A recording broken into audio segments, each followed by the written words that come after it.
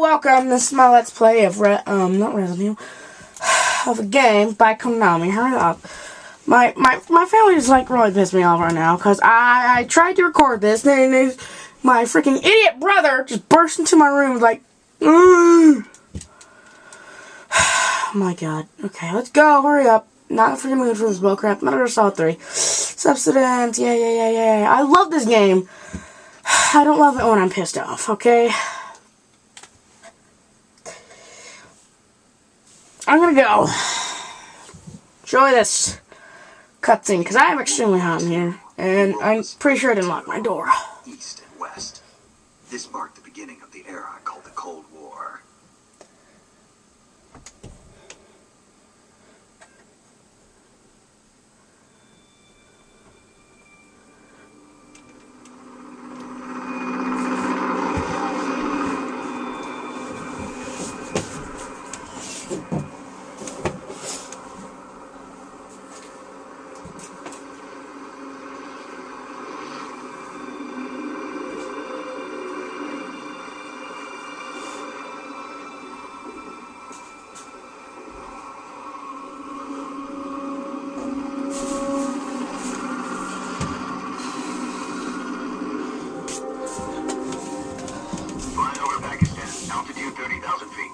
Approaching Soviet airspace. 20 minutes to drop off. Commencing internal depressurization. Equipment check. Arm main parachute. All right. You ready to go? Drop zone still showing a high pressure mass. Cab okay. Good. We've got high visibility. Oh, this thing was just epic. The first time I played it, I was like, oh my god. I played Metal Gear Solid 2 first. Put out that cigar. Connecting oxygen hose to interior connector. Put on your mask.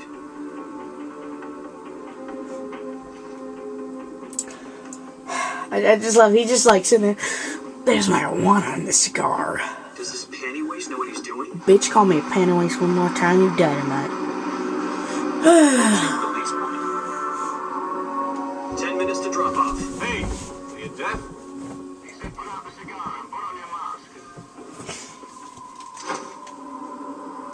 Fixing my motherfucking camera. Yeah, this game is just epic all around.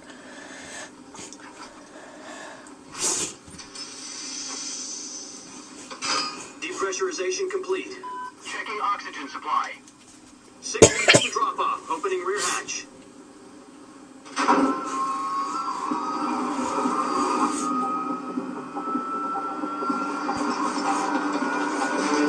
Sunrise.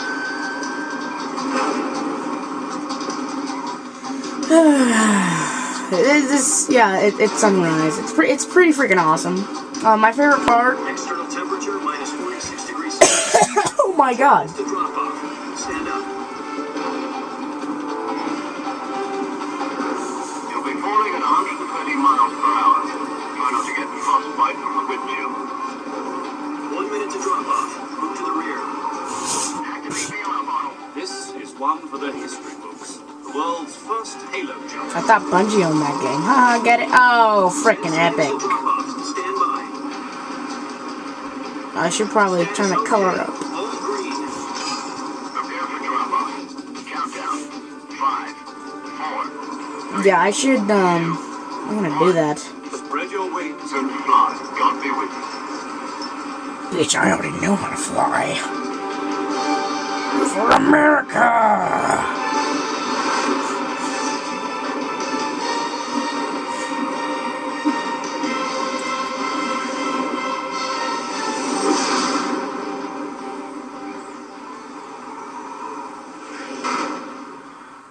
Director Hideo Kojima. God freaking damn. I've got some important news.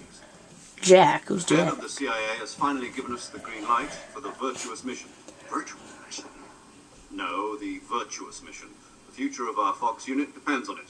If it succeeds, we'll be officially organized into a unit. Virtuous mission? Sounds like some kind of initiation ritual. You know, don't get cocky. This isn't a training op. Right. So what exactly is this wonderful mission? Well, about 2 years ago, a certain Soviet scientist requested asylum in the West through one of our moles. His name is Nikolai Stepanovich Sokolov. He's head of the OKB 754 Design Bureau, one of the Soviets' top-secret weapons Boring. research and the East's foremost expert on weapons development. Sokolov. Isn't he that famous rocket scientist? The very You're same. retarded, Snake. On April 12, Jack. 1961, the Soviets achieved Jack. the first manned He's spaceflight Jack. in history. The Earth was blue, but there was no God. Don't say that. We may have Christians The watching. rocket that carried Yuri Gagarin to orbit was the A-1, known as the Vostok rocket. Sokolov is said to be the man most responsible for the multi-engine cluster used in that rocket. After Gagarin's flight, Sokolov left rocket development to become the head of the newly established Design Bureau. From a lowly technician to head of a design bureau, that's quite a success story. So why do you want to defect? It seems he'd become afraid of his own creations. Afraid. Call it a crisis of conscience. And for that, he left his country and his family behind and went over the fence. Not exactly. One of his conditions was that his family was also to be taken safely to the West. We used a mole to get the family out first, and succeeded in sneaking Sokolov over the Berlin Wall shortly afterwards. I was the one who conducted the operation. Security on the eastern side was still full of holes back then. Then what? We got Sokolov over in one piece, but the whole ordeal had left him exhausted, and we checked him into a hospital in West Berlin.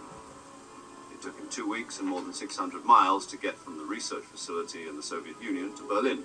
He was in no condition to say anything coherent. And it was only a week later that we had something much bigger on our hands. The Cuban Missile Crisis. October the 16th, 1962, President Kennedy received word that the Soviets were in the process of deploying intermediate-range ballistic missiles in Cuba. The President demanded that the Soviets dismantle and remove the missiles. At the same time, he announced a naval blockade to prevent further missile shipments from reaching Cuba. But the Soviets didn't back down, instead placing their armed forces on secondary alert. Soviet transport ships carrying missiles continued on course towards Cuba. US and Soviet forces went on alert for an all-out nuclear war. And negotiations. Okay, I'll see you guys